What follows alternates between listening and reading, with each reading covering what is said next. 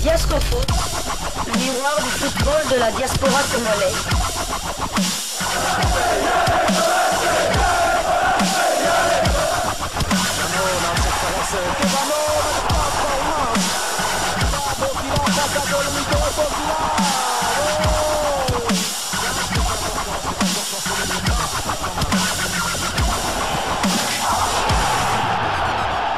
Diasco Foot, le miroir du football de la diaspora congolaise. Vous êtes en train de suivre Diasco Foot, le miroir du football de la diaspora congolaise au lendemain de cette victoire, cette qualification historique des Léopards de la RDC contre l'ogre égyptien. Les pharaons d'Égypte ont été terrassés au tir au but. Ils nous ont traînés jusque dans la séance de tir au but, croyant prendre l'ascendant psychologique sur nos Léopards. Et nous, hier, on est passé par toutes les émotions possibles. La RDC vraiment nous a procuré beaucoup d'émotions. Les matchs avaient commencé dans la soirée du 28 janvier 2024 pour se terminer vraiment dans la nuit même du 29. Donc si on peut dire que c'est le match le plus long peut-être du football congolais, parce que là vraiment on était dans les rues de Kinshasa jusque 3 heures du matin, et même là je suis un peu émotionné, je suis complètement KO. Je ne sais pas vraiment comment j'ai encore de l'énergie pour pouvoir vous livrer cette première livraison sportive de Diasco Foot du 29 janvier 2024. Donc voilà, la RDC est qualifiée pour le quart de finale. La RDC va retrouver la Guinée. Mais pour mieux comprendre ce qui s'est passé hier, je vous laisse entre les mains des journalistes de Top Congo FM qui sont sur place là-bas à San Pedro.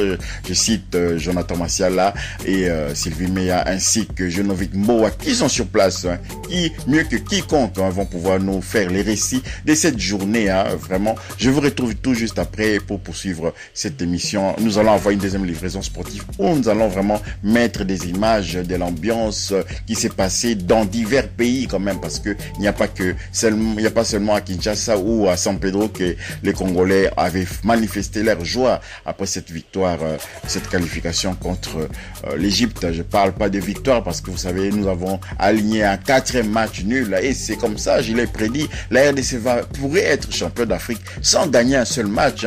On va au tir au but, on arrive en finale, tir au but, et la RDC champion d'Afrique. Donc voilà, c'est possible de gagner cette Coupe d'Afrique aussi sans gagner le moindre match. Suivez les récits de Top Congo FM et ensuite nous allons nous retrouver pour conclure cette première livraison sportive. Soyez sans crainte, on est en train de récolter pour vous comme ça des images de par le monde, des Kinshasa, des Kikwit, des images même de Lubumbashi, des images d'Afrique, les Africains aussi qui ont suivi ces matchs dans leur pays et qui avaient pris fait et cause pour le Léopards de la RDC. Suivez et on se retrouve tout juste après.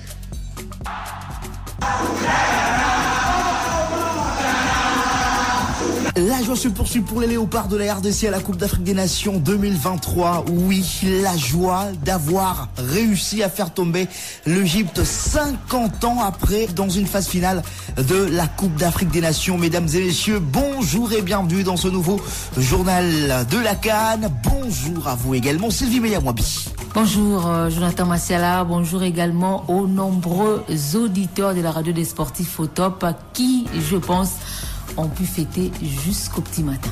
Jusqu'au petit matin, puisque la tension était palpable. Nous sommes passés tous par tous les états. Dans ce 8e de finale contre l'Égypte, on annonçait un match difficile.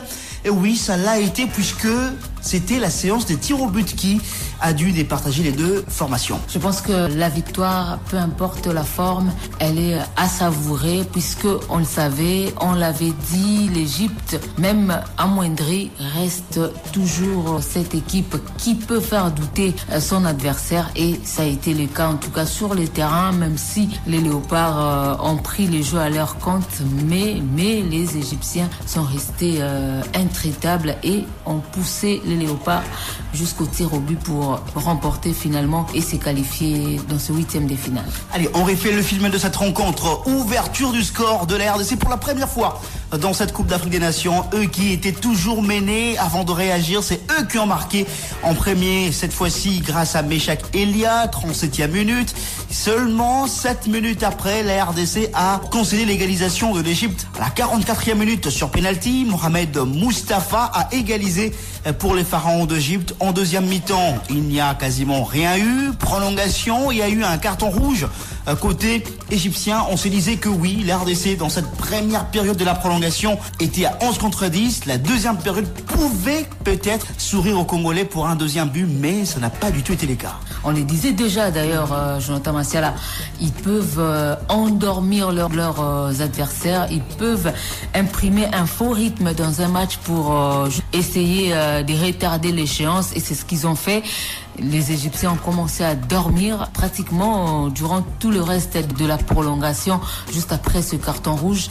Si on peut comptabiliser sur les 15 minutes de la deuxième mi-temps de la prolongation, peut-être que le temps de jeu réel n'a été que de 5 minutes, et les 10 autres minutes, c'était pour les Égyptiens une manière de grignoter minutes et de retarder, parce qu'ils comptaient sur Mohamed Abou Gabal dit Gabaski pour les tirs au but. Ils ne s'attendaient peut-être pas à cette surprise, et après bon, c'est aussi une manière, comme on le dit, une stratégie des jeux.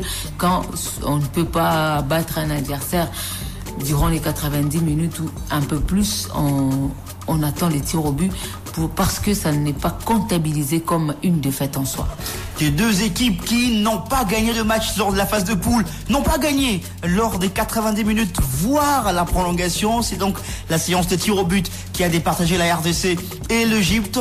Il y a eu un premier raté côté égyptien, le buteur sur penalty lors de la première mi-temps, Mohamed Mustafa, c'est lui qui a été le premier à rater son tir. Côté congolais, c'est Arthur Maswaku qui a raté son tir. Un deuxième raté, c'est Gabaski, ce gardien qu'on craignait, il n'a arrêté aucun tir. Il a raté le dernier penalty égyptien, alors que Lionel Passy a donc marqué son dernier tir.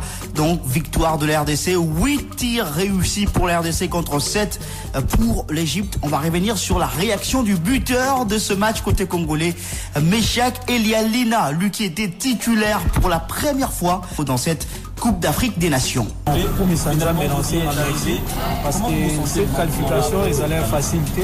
Je pense que pour mouiller vraiment maillot et tous allez qui déterminer pour un match à l'élo, parce que l'Égypte des équipes à Moukete, tous allez qui éliminer dans Cannes en 2019, et l'élo, tout le bas qui vraiment, peu importe, pour l'Égypte, l'Égypte bas en fort, et Bisso, et l'eau, c'est ça la différence dans le match à l'élo, ils ont la détermination pour que soit qualification. Et je pense que nous avons suivi Bisso, depuis qualification. Il y a Meshak titulaire, comment on apporte dans l'équipe Lélo, satisfait personnellement la prestation là.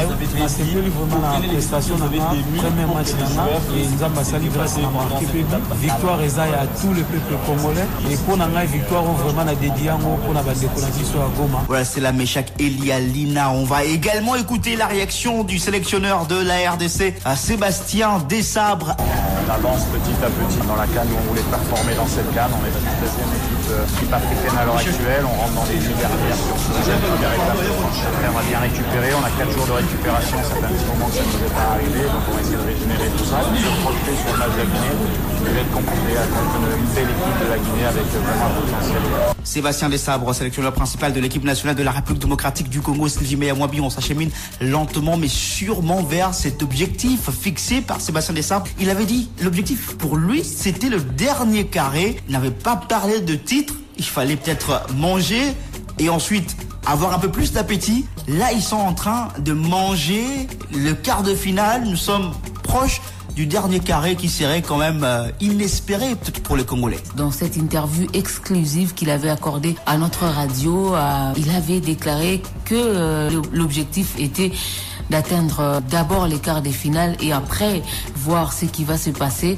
Déjà, il réussit l'objectif premier et après, les joueurs l'ont même déclaré dans la zone mixte que l'appétit venait en mangeant, et on sait tous que s'il y a de la place, pourquoi pas aller chercher cette demi-finale et pourquoi pas une place sur les podiums. Je pense que c'est possible pour les Léopards, mais bon, même s'il faut rester prudent avant d'affronter chaque adversaire, mais je pense que c'est faisable et les Léopards en ont les moyens. Allez, il y a une information qui n'avait pas filtré, la blessure de Gaël Kakuta, le coach ne l'a pas dit, on n'a pas trop senti non plus pendant les séances d'entraînement, mais cette information quasiment Top Congo FM, Gaël Kakuta devrait être éloigné de pelouse durant plus d'une semaine, en tout cas au moins une semaine. Il devrait manquer le quart de finale de vendredi prochain. Il est blessé, sa blessure c'est justement aux ischio-jambiers. Est-ce que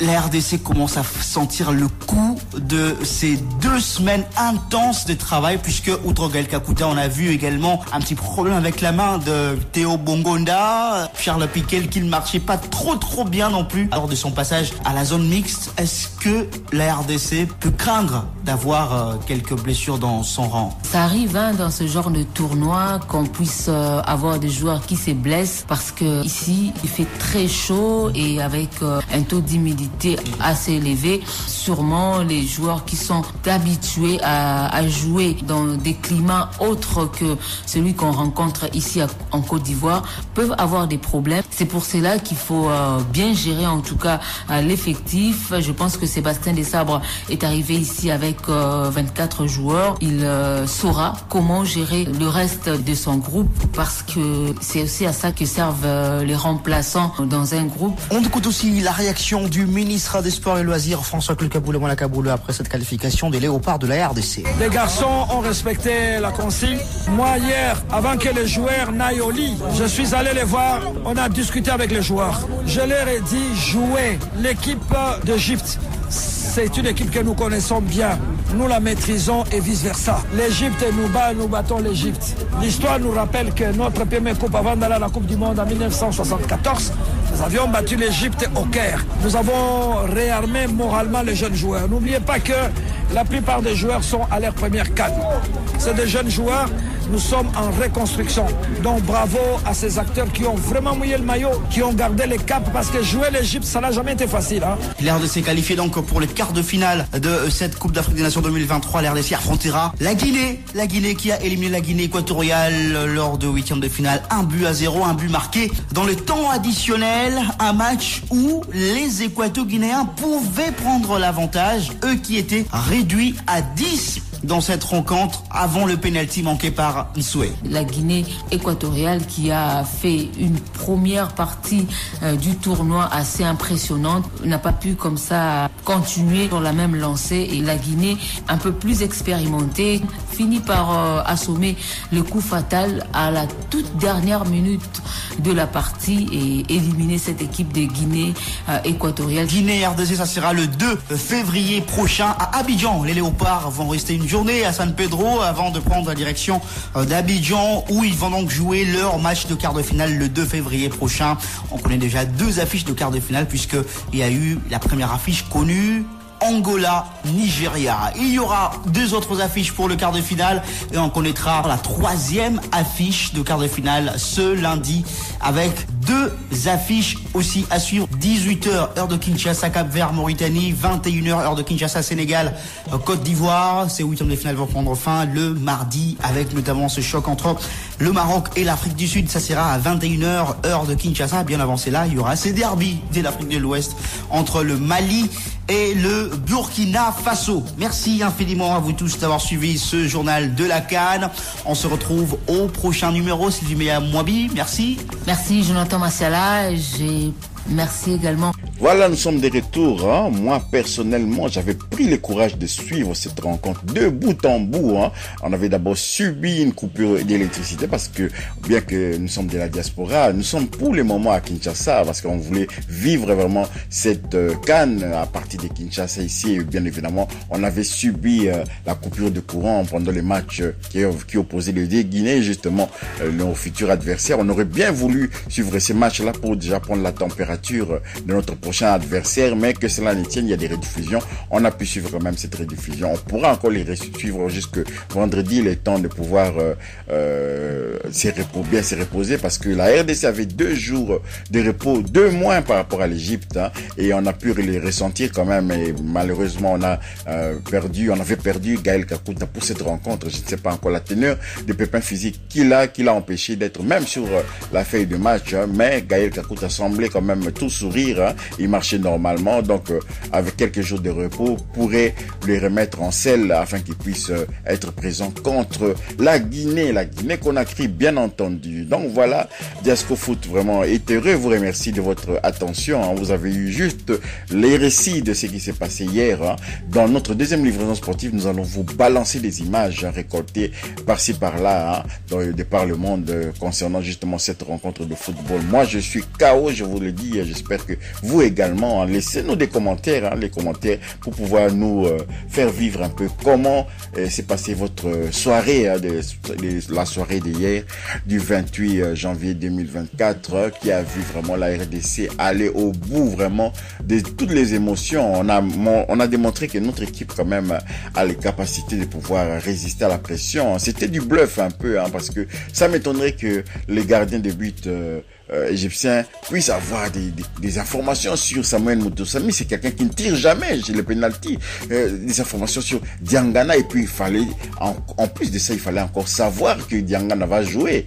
Donc on peut pas dire parce qu'il avait sa bouteille d'eau avec de papier comme ça collé dessus. C'est du bluff, hein. C'est pour vous faire croire qu'il est au courant et donc vous faire déjouer. Finalement, ils ont été pris à leur propre piège. Nous sommes restés zen, nous sommes restés sereins. Il y a que Inonga Baka peut-être qui a failli rater son penalty, hein. Bon, à part celui d'Arthur Massakou qui nous a envoyé les ballons en l'air, mais nous lui pardonnons parce que ce sont des choses qui arrivent. Et autre chose aussi, hein, vous avez constaté peut-être que nos attaquants n'ont pas osé figurer dans la liste des tireurs de penalty, et suite peut-être à ce qui est arrivé à Cédric Bakambu. Cédric Bakambu avait été vomi par certains Congolais, hein, sur les réseaux sociaux, qui s'étaient mis à l'insulter après son raté contre le Maroc. Donc voilà, Cédric Bakambu il était déjà sorti et donc il pouvait pas tirer les penalty.